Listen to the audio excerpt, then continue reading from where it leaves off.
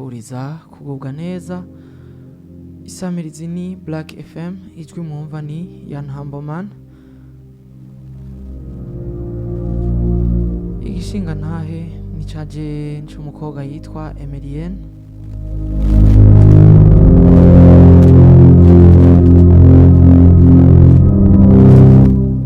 Nitwa Emilienne nkuru nziza, nkaba ndi umwana w'imfura mu muryango w'abana batanu. Jewe Emilienne navutse ndi imfura, mvukana ubumuga bw'amaguru, aho bitankundira gutambuka.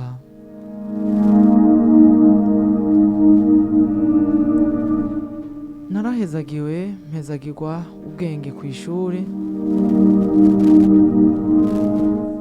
ariko ikibabaje nuko navutse abavyeyi banje ntibanyishimira. Muri uko kutanyishimira bandungika ku bana n'abo bavukana, abo twita abaonkle n'abatante.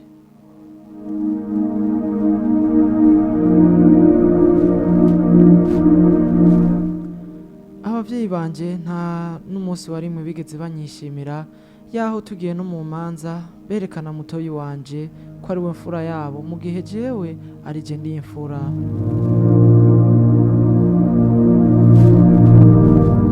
Nukuri vyarantera intuntu n'agahinda, bikantera kurira, bikantera ndetse n'umubabaro.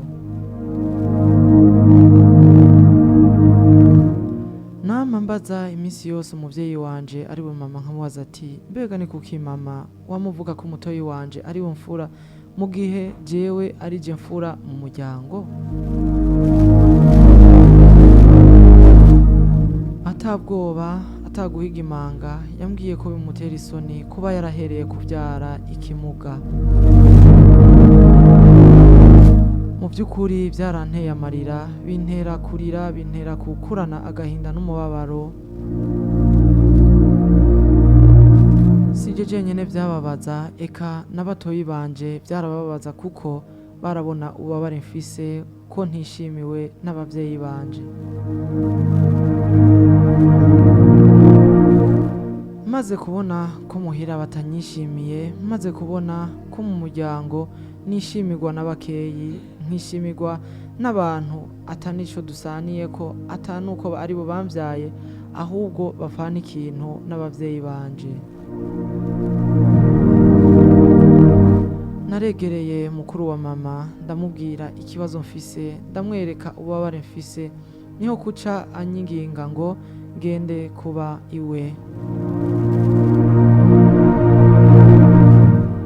Mu vy'ukuri yarambereye umuvyeyi, mu vy'ukuri yaranyeretse urukundo, aho ngeze ndahakesha we. Narize amashuri ndiga, ndaheza ndamusaba ati ndakeneye kuja kwiga mu ishure ry'uburaro. Niho naduga neza na neza Igitega ku ishure ryitwa LNDS ex-SND,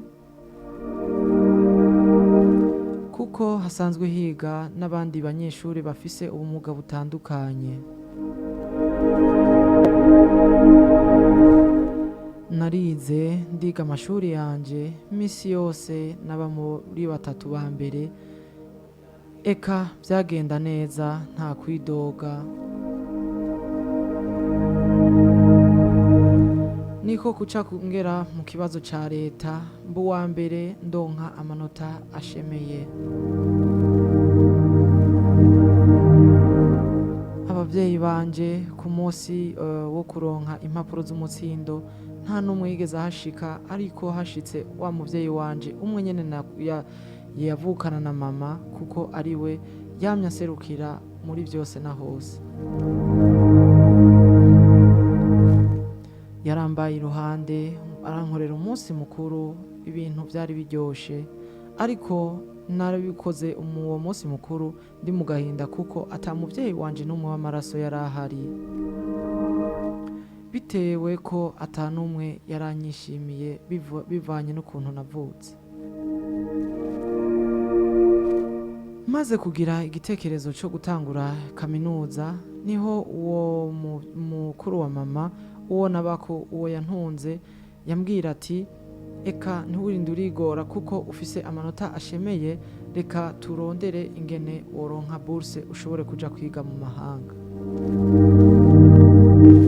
Naragiye mu isengero ndaririra Imana, ndafukama, ndayisenga, ndayisaba ko yomfasha bigacamo kugira ngo nshobore kugenda, kugira ngo nanje niteze imbere nongere nze fashe uwo mukuru wa mama kuko yanyitayeho mu gihe abavyeyi bari bantaye. Narashoboye nyuma y'amezi 2 birakunda, barambwira ko nashoboye kuronka bourse nshobora kuja kwiga mu gihugu ca Canada. Naraje mu gihugu ca Canada ndatangura ishuri ndetse ndanariheza, hose naguma mbu wa mbere kuko aho naronkeye ubumuga Imana yarabonye kwitonyuma byose impa ubwenge. Narabayeho ndabaho ndatangura gukora ibintu bigenda neza ndetse ntangura gufasha wa mukuru wa mama. Niho kumva inyuma y'amezi agera kuri 10 nangahe ntanguye akazi, nza numva ko umuvyeyi wanje mama agwaye kandi agwaye cyane ari mu bitaro. Papa nawe akazi karaheze, amikoro yarasigaye ari make. Ico nakora narariha ishuri rya batoyi banje, ariko nabikora abavyeyi banje atavyo bazi kuko ntabwo bigeze bankunda.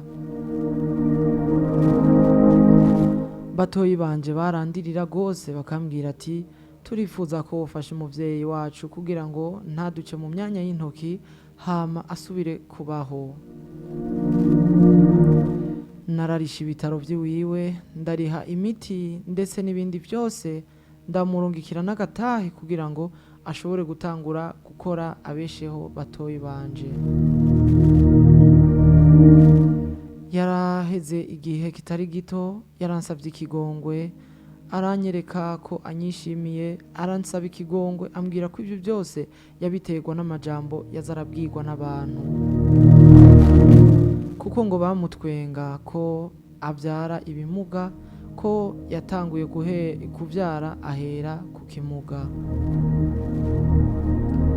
Byari bibabaje n'ukuri, ariko byaranteye umunezero kubona umuvyeyi wanje yaratahuye ko yakoze ikosa akongera akansaba imbabazi. Na nubu turabanye neza, iyo hagize ikibazo mu muryango ndaterera, iyo nkenewe ndaseruka nk'umwe mu muryango.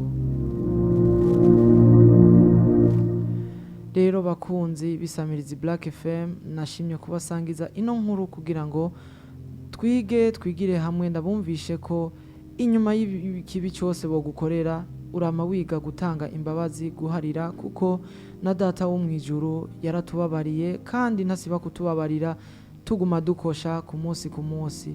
Rero ico baba gukoreye cyose canke ico umuvyeyi wawe ndetse atari n'umuvyeyi wawe bari n'umugenzi ndetse canke yoba yita ko ari umwansi wawe, uzoharanire kutagira abansi mu buzima, ahubwo bose uzubagira abakunzi, hama ugire umutima wo guharira.